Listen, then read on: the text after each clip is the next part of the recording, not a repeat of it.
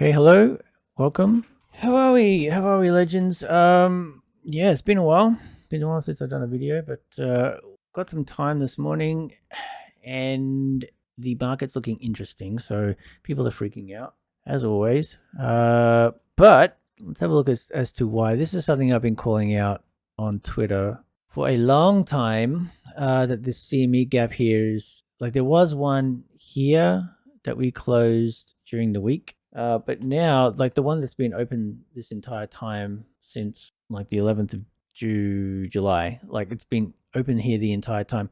It's come down a couple of times to test it, but it hasn't actually closed it. And it's getting that way. It's almost closed it, which is good. We want it to be closed because, it acts like a magnet. People are saying, we can close it on the way back. But why would you want to do that? Because like if it goes up to like 200,000 or 180 or whatever up here, and then you want it to come all the way back down here, like people would fucking lose it. So you don't want that. Let's have a look at this is the Binance chart. So there is a gap here where the CME gap here is on the chart. It's a bit bigger. Like here's the swing high here. The Binance chart's a bit cleaner because it's 24-hour trading. So here is like the swing high. The CME gap closes at about 114. So let's draw that in. 14 is here. So this part here is the CME gap. This part here is just general TA sort of stuff. You've also got the 50 EMA on the daily right around here. It would not surprise me if we like go all the way through this, hit that, and then sort of bounce up. From a weekly standpoint, let's have a look. So here's the 20 and here's the 50, right? So the 50 is something that we've been bouncing off the entire run and the 20 as well. But the deeper pullbacks have gone to the 50. We obviously don't want it to hit the 50 because it will break all this and this and this and this. But, all I'm saying is hitting the 50 is not unusual. You probably wouldn't want it to until it came up and then came back, and then because the 50 would be just drawing in a kind of extending it out. So if we came back and up and then hit that and then went off, that would that'd be good. That'd make sense. So far, everything's fine. If you want to draw in the inverse head and shoulders, which is here, the rough target for that would be, what's that, 140-ish. Get rid of this. If you're into fib extensions, you're looking about 130-ish, 132, 135. So we haven't gone through that yet. We haven't even broken 120 convincingly. The weekly, on the weekly, it's been bearish for a couple of weeks. This candle here was ugly. Didn't like it. Anyway, back to here. So we're at the top of the CME gap. If we close down to here, great. I'll be happy. If we get down to here, also fine. If we start closing below this line, then that's not great. Here's the trend. This is something I've been tweeting about for a while too. So the new moon was a couple of days ago. This is the full moon. Like, I can't even believe I'm saying this, but yeah, like moon phases and shit. Like, it just seems to work. I still don't believe it myself, but we can hope, right? It all lines up on the trend and this and this gap here with the CME we should fill. It will be, where's the end of the month? The end of the month is here. So that's tomorrow. So it could be close of the month. New moon's here. The CME gap still needs to be filled. So, like doing this is fine. I could see that. As far as the macro stuff's concerned, everything's still healthy. There's a lot of news events to come up. So I think we're fine with Bitcoin and everything else. What's not great is that the alts are extra jumpy. I think even more so this cycle that the alts they're just getting hammered. Like every time Bitcoin just looks like it's going to fall, the alts really capitulate. Haven't really seen that before to this extent. So Solana's lost a level here. I think the same thing will be with Ethereum, but here's the key level here and it's lost it. So the next one is down here. So we're back in this range. Here is the golden cross area, which happened here. You want to hope that it sort of regains everything by here. So here's the 50,618 pullback. Now, if Bitcoin fills the CME gap and this bounces here, then that would make sense. Ethereum is a similar story. Draw in the levels. There's one about here. maybe a minor one there. Yeah, right. So we've hit the top of the range here. Now ETH has a lot to give back. Will it do that? Who knows? That's highly dependent on how much the ETFs are piling in, which they seem to be. We'll have a look at those figures in a second, but yeah, there's a lot to give back. So it went up basically vertical, and now we are, so we've got like a bear div happening here on the daily. It's coming back into range. So I mean, for a healthy retrace, you want it to come back around here, which would be, you know, this trading area here. So if it bounced here, that would make sense. Again, if Bitcoin fills the CME gap, this will drag everything down. So this coming back here, so that's okay. Okay, so here's the Ethereum ETF flows from Farside. They do a good job of tracking this thing. So just go to farside.co.uk if you're interested. In US millions, yesterday, so these come out 24-hour delayed, right? So this is only just starting to come out now for yesterday, but the day before was very weak, nothing happening. That could be like an end of the month thing, and then probably also they were like waiting to see what happened with you know, the NFP and FOMC meeting, which was yesterday, so probably didn't want to do anything too big. But previously to that, you can see the amount of money that's been pouring in. So that's, remember, these are millions. So this is $218 million, most of it BlackRock. This is BlackRock. This is Fidelity. So Fidelity had a big one near, and then here, like tiny out. BlackRock seems to be the only one that's piling in for real. But these are big numbers. This is like, you know, 7 to 10 times more than what we were seeing last month for Ethereum. Like Ethereum was tiny. The Bitcoin flows are still decent. A few outflows here. The last couple of days have been tiny in comparison. Yesterday's looks like it's negative so far. BlackRock numbers haven't come in, but you know, it's still okay. It is definitely trending down though. It looks like people are just piling into Ethereum. So we'll just remove all this stuff for a second. So like this is where the ETF flows for Ethereum really started to ramp, like in this area. So this is you know, the last week of June. That's when they really started to start buying. Came up all this way, 50%, right, in a couple of weeks, and alts were having a good time of it. So that's what you want to see, whether you own Ethereum or not. You want to see ETH getting a bid, and my belief is that we're not going to see a market-wide pump until Ethereum crosses here and does that. So if it does that, everything's great. If it doesn't do that, we're going to get little pumps and pullbacks and stuff, and it's, you know, probably over for the cycle. That's it. It needs to cross here and keep going. Looking at these ETF numbers though, it looks like it will. So as long as the institutions keep buying, then we should be good. Because I can tell you now, the reason why the market's going up isn't because of us. It's not retail. It's definitely not retail. The ETFs are pushing the market up. We now have serious money coming in, but not from retail. We've had the news recently. I'll see if I can find it. All right, so there's been some stuff lately coming out of the SEC, and they've updated a whole bunch of stuff. There is a generic listing standard come out. SEC's listing standard for crypto ETPs is out via a new exchange filing. Bottom line, any coin that has futures tracking it for 6 months on Coinbase's derivative exchange would be approved. Below is a list. It is dozens of the usual suspects, yada yada. If we look at the list, we've got Bitcoin and ETH. Yeah, we got Litecoin, Bitcoin Cash, Doge, Polkadot, that's SHIB, Avalanche, Chainlink, Stellar, Solana. So there's a nano one and a large one. Hedera, Cardano, Rand, Ripple, right? So all of these are pretty much guaranteed to get one if somebody applies to get one. So there will be, you know, because it's had, as he says, if it's had greater than 6 months derivative listing on Coinbase, probably going to get listed. So all of these will likely get an ETF in the future. So the next one that's coming is Solana. That one got filed here, which was yesterday. So 21 Shares has filed an updated version of its spot Solana application. So that's definitely coming sooner rather than later.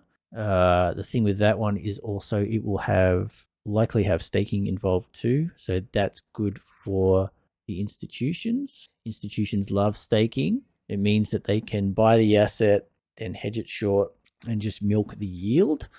Whether that's good for price appreciation, Solana, I don't know. Well, definitely, if they're just hedging delta neutral, it won't be, but it will generate lots of interest. There are Solana treasury companies now, just like there are Ethereum treasury companies. So we've seen what's happened to Ethereum price when, since the Ethereum treasury companies have been going gangbusters. They've been buying as much as they can. So yeah, things have been good on that front. So we'll see what happens when the Solana ETF actually launches, because it's only got ETPs at the moment. All right, let's have a look at the Coinshares Digital Asset Fund Flows week report. Healthy enough. So this was released on 3 days ago. This is Monday, so this is not for this week. This is for last week. Fairly decent. Let's have a look at. Go away. Let's have a look at the. So iShares still. That's BlackRock. Lots of money. Month to date's coming in well. Fidelity and ARK was selling for some reason. Bitcoin out. Multi-asset out. Ethereum in. Lots and lots and lots of money coming in, which is, again, reflective in the chart, right? Lots of money coming in for Solana and Ripple. So these probably going to be the next two to get the ETFs. A little bit for SUI, negative for short Bitcoin. So that's promising. In terms of countries, United States leading, of course. Australia got some in there. That's good. Good to see. Switzerland as well. Germany trying to buy back their bags that they sold before. All right. Yeah. Anyway, so I think the take-home message here is that there's still positive inflows from the big boys. That's okay. All right, so here's a website. This is the Blockchain Center, and they've got this interesting little index here, which the alt season index. I don't really know if I believe it or not, but it's fun to look at. So is it alt season? No. Now, how do they calculate that, right? So if 75% of the top 50 coins performed better than Bitcoin over the last season, so 90 days, it is altcoin season. I mean, the top 50, yeah. So if that's if the top 50 coins that aren't Bitcoin is what you call an alt, then that's all it's looking at. So if you're holding, meme coins on Solana or anything new, right, in DeFi land, it's not going to be included in this chart. Nevertheless, the last couple of weeks have been obvious that it was heating up, so it's coming up like this. Now we're back down to here. So they're saying alt season is above 75. So this December last year, definitely everything was heating up, right? If you remember, everything was pumping, so that makes sense that it's up here. But again, I'm still like, it's only the top 50. Just keep that in mind. Anyway, it's a good barometer. This is another good one I came across. This is the CoinGlass website.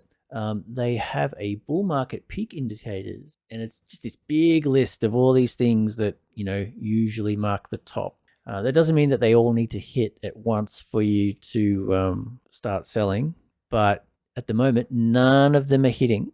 So we've got nothing at all. They're all crosses. You got the Pi cycle top, not there. We're almost there.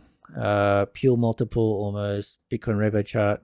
Days of ETF net outflows, like none. Like they're still buying. We know that. The MA multiplier, the MVRZ score, that's halfway there. We might look at that chart individually in a minute. The RSI, that's still reasonable. It's not overheated. Yeah, we just looked at the season index, which is like not dominance, is still crazy high. Alts are weak at the moment. So right, you can the HODL ratio. Yeah, so there's a whole bunch of here, a whole bunch of lists in here. A good one pager. Summarized, hold. We haven't even moved off the bottom, so plenty of time. All right, so this is the MVRVC score chart, which is what I was talking about before. Here is the description of it, right? The score has historically been effective in identifying periods where the market value is moving unusually high above its realized value. These periods are highlighted by the Z-score, which is the orange line, this one. Entering the pink box and indicates the top of the market cycles. It has been able to pick the margin high of each cycle within 2 weeks. So the Z-score, it uses blockchain analysis to identify periods where Bitcoin is extremely over or undervalued relative to its fair value. It uses the market value, the realized value, which is rather than taking the current price of Bitcoin, realized value takes the price of each Bitcoin when it was last moved, right? And then the z-score is a steady div of all that. So this was December 2017. You can see the orange line, the z-score is way up here, and these are all the other peaks. They're way up. Even the market top, well, the actual top was here, but they're basically a double. Anyway, the z-score was peaking around there. The z-score at the moment, tiny, nothing. It's not even above 6. So from a z-score perspective, it's not time to sell. Down here is where you want to start accumulating. It's sort of in a no man's land at the moment. So, buy some DCA, definitely not from this indicator's perspective, you shouldn't be selling. This is the Bitcoin Cycle Extreme Oscillators chart. So it's kind of got like everything all in one. So you got the price is the black line, obviously. You got the cycle top signal, cycle low. The MVRVC score is in green. The pure multiple, got reserve risk. They're all very, very low. Nothing really to worry about. Right. So as far as major news announcements to come, we had the FOMC statement yesterday. Non-farm payrolls was the night before. Unemployment was last night. The next one is the unemployment rate here. That's an unemployment claim. Sorry, this is an unemployment rate is tonight. So that's in like 12 hours from the time. We've got inflation in Europe. So there's a couple of important ones to mark the rest of the day, the rest of the week. See, here's is more non-farm employment change, right? So the unemployment rate, that all goes into the outlook of the economy. If the unemployment rate goes up, that means, businesses can't afford to operate. They're not profitable. They can't hire people. So if the unemployment rate goes up, it's bad for people, and the economy may slow. And if that's the case, then there's more of a chance that they will cut interest rates, which from an asset valuation perspective, it's a good thing. There's more money. It'll be cheaper money. And then it'll, pump the markets. So depending on what side of the fence you're on, it's either good or bad. If you're a holder of crypto, unfortunately, as it pains me to say, you want to see the unemployment rate go up, right? And that's bad. That's a bad thing to say, right? People losing their jobs is not good, which is why everybody hates this whole monetary system that we're in, which is why you buy Bitcoin, right? Try and escape from it. All right, so let's have a look at this one. So this is the Memecoin Wars June dashboard, very popular on Twitter. It's made by a guy named Adam Tech. Go follow him on Twitter. He's quite active, makes a lot of charts, lots of dashboards. I mean, this one in particular is tracking what's happening with meme coins, how many tokens are deployed each day, and who's winning. So all this green here is pump fund back in the day. And as we've seen lately, it's now all bonk, right? Huge. They've just taken over. The amount that is being deployed now on pump has fallen dramatically. I mean, overall, these numbers are concerning, right? Because this is crazy. There are, in the last 24 hours, 17,277 tokens were created on Let's Bonk, and then another 4,000 on Pump, right? Jupiter Studios got 960. Wavebreak, which is the new Orca one, is 55. You're looking at 25,000 tokens. So these are, I guess, if you're not aware of how all these launch pads and things work, just because the token gets created doesn't mean it actually survives. In fact, the graduation rate for these things is about 1%. So let's have a look. See here, graduation rate, very tiny. Here we go, graduation rate. So here's 1% line, here's the 0.5% line. So you're looking at about 1% actually graduate from bonk, and on pump, it's roughly the same, right? So when you see these massive numbers here, it's actually not that many.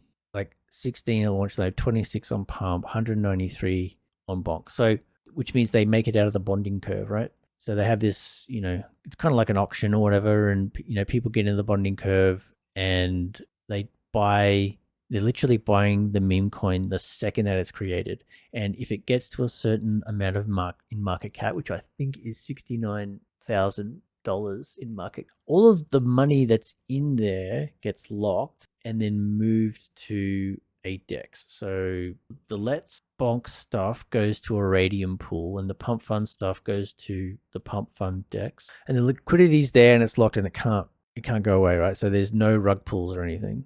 That doesn't mean that the token won't go to zero, right? Remember that most of these probably will.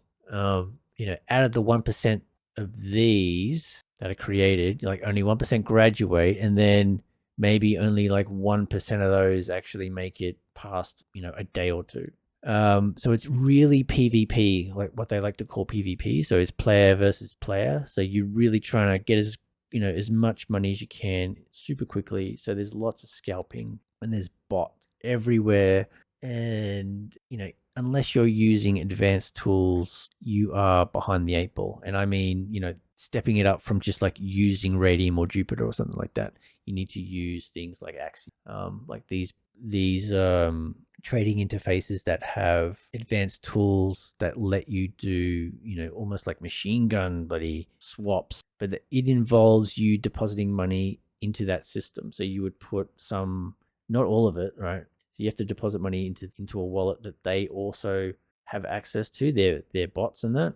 You still get the seed words to it, so you can control the wallet, but so can Axiom. And that's what you want, because it means that they can control how the transactions are signed. So you'll click on the website, for limit orders, or buy this token, $5 every 5 seconds or something, right? You wouldn't be able to do that normally just through your wallet. So their bots do that stuff for you. In order to do that, they need to be able to sign transactions on your behalf. So that's the trade-off. You get really quick execution, but they also have control of your wallet. So if somebody were to, break into these things, then they could take all the money that's there. So keep that in mind. Don't put any more money on those sites that you have to treat them like a centralized exchange. They're not, right? You still have the keys. So if something did happen to the website and you couldn't get in or anything like that, you've still got the keys to the wallet and you can just take the money whenever you want. So there's that at least. Here's the graduation rate. Here's the volume. Bonk is just absolutely dominating. It's like 80-20 at the moment.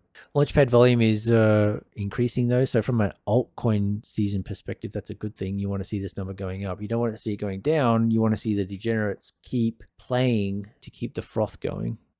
Trading volume is crazy high. What is this one? Active addresses. So kind of coming up, but yeah, dipping a bit. Revenue, like these guys are making $1 million every day. Like this big money. The reason that they're doing that though, like both of these guys, is on the bonding curve, the fees are quite high. But once it gets to bonded and then moved to the different dexes, the fees drop. Top tokens in the last 24 hours. Pointless, Nima, like Slopper. What the hell are these things, man? Tuna Scare. So see what I mean here? So in the last 7 days, there's only been 14 coins that have made it to $1 million in market cap, right? 14 out of, so this is 7 days. So let's go back up here. Where is it? Here. So there's about 25,000 to 30,000 a day. And in 7 days, only 14 of them have actually made it to $1 million in market cap. If you want to get involved with the memes at the super early stages, my advice would be to wait to at least bonds, right, until it migrates to, or graduates from the system and migrates to Radium or wherever it's going, the pump dex. So at least it has some sort of virality, but then after that you got to make sure that it actually lasts the day. So it's not something that you can just buy and forget, like if you're working full time. So yeah, keep that in mind. Let's head back to CoinGlass for a sec. August is coming up now. Traditionally, August is the worst month every year. August and September, terrible, right? Things don't pick up until Q4. We all know that. The markets usually top in November or December, or right.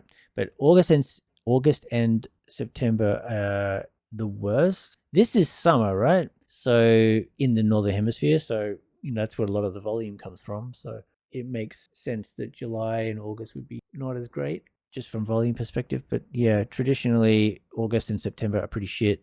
I wouldn't be expecting any sort of alt season or anything like that to happen until the end of September, October-ish, right? Here is Ethereum.